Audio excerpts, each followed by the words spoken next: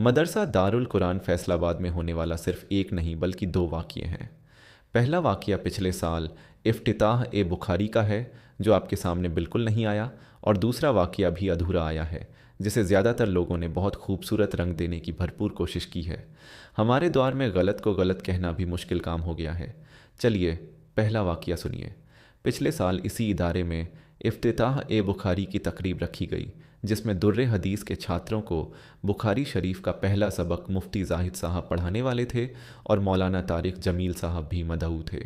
तकरीब से 2 रोज़ पहले मौलाना ने इदारे के मोहतमिम कारी यास साहब के साहबजादे मौलाना अजीज़ुर्रहमान साहब को फ़ोन करके कहा, मैंने प्रोग्राम का इश्तिहार देखा है, उसमें लिखा है कि बुखारी का सबक मुफ्ती जाहिद पढ़ाएंगे, जबकि मेरी सन्नद उनकी सन्नद से बहुत आली है। मैं एक वासिता से हज़रत शेख उल हिंद का शागिर्द हूँ, जबकि मुफ्ती जाहिद के 4 वासिते हैं। और इसके बाद हुक्मन कहा, बुखारी का पाठ मैं दूंगा। मौलाना अजीज़ुर्रहमान रहीमी बताते हैं कि यह इसरार इतना शदीद था कि मुझे मुफ्ती जाहिद साहब से बात करनी पड़ी, लेकिन मुफ्ती साहब ने बहुत वुसअत ए ज़रफ़ी का मुज़ाहिरा करते हुए बिना किसी तम्मुल के फरमाया, कोई मसला नहीं है, मौलाना बेशक बुखारी का सबक पढ़ा लें। दूसरा वाक़या, यह इदारे की सालाना तकरीब थी जो इस वक्त सोशल मीडिया पर वायरल है। ये बात जहन में रखना बहुत ज़रूरी है कि इस जलसे में मौलाना तारिक जमील की शिरकत ख़ुद मौलाना के इसरार पर हुई थी। मौलाना ने ख़ुद मौलाना अजीज़ुर्रहमान रहीमी को फ़ोन किया और पूछा, जलसा कब है? मौलाना रहीमी ने बताया कि हज़रत, जलसे में वक्त तंग होता है, इसलिए हम आपको ख़त्म ए बुखारी शरीफ की तकरीब में बुलाएंगे। लेकिन मौलाना ने इसरार किया, ख़त्म ए बुखारी नहीं, जलसा ठीक है। मौलाना अजीज़ रहीमी के पास इनकार की कोई गुंजाइश नहीं थी।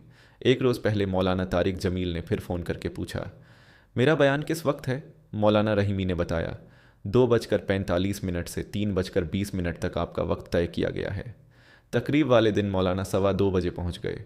मौलाना रहीमी बताते हैं कि आते ही मौलाना का रवैया इतना जारिहाना, गुस्सैल था कि मुझे लगा शायद हमारी पहली मुलाकात हो रही है, और हाकिमाना अंदाज में गुस्से से कहा, मेरा बयान कराओ, नहीं तो मैं गाड़ी में बैठकर वापस चला जाऊंगा। मौलाना अजीज़ ने समझाया, हज़रत, आपका समय 2:45 बजे है और इस वक्त मौलाना हनीफ जालंधरी साहब का बयान चल रहा है, जो 10-15 मिनट में ख़त्म हो जाएगा। आप थोड़ी देर इंतज़ार कर लें। लेकिन मौलाना ने एक न सुनी और सीधे स्टेज पर चले गए, और फिर जो हुआ वह सबके सामने है। मौलाना अजीज़ुर्रहमान रहीमी हमारे दोस्त हैं और लंबे अरसे से जान पहचान है।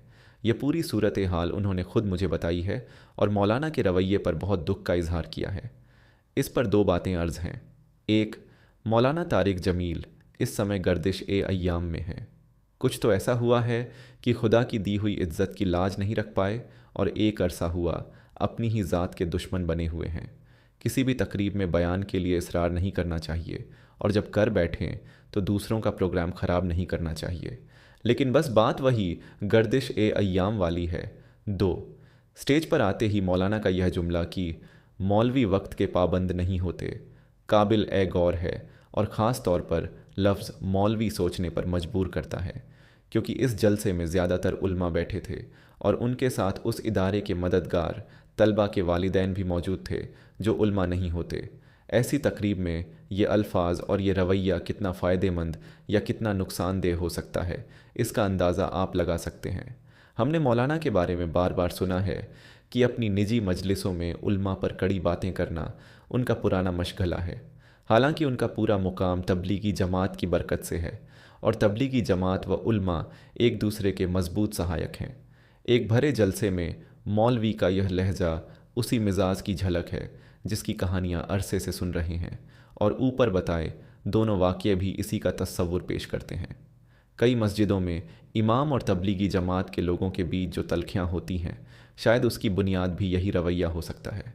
दुआ कीजिए कि अल्लाह हमें ऐसी हालत से महफूज रखे जिसमें कुदरत खुद इज़्ज़त की जगह रुसवाई के कारण पैदा कर दे।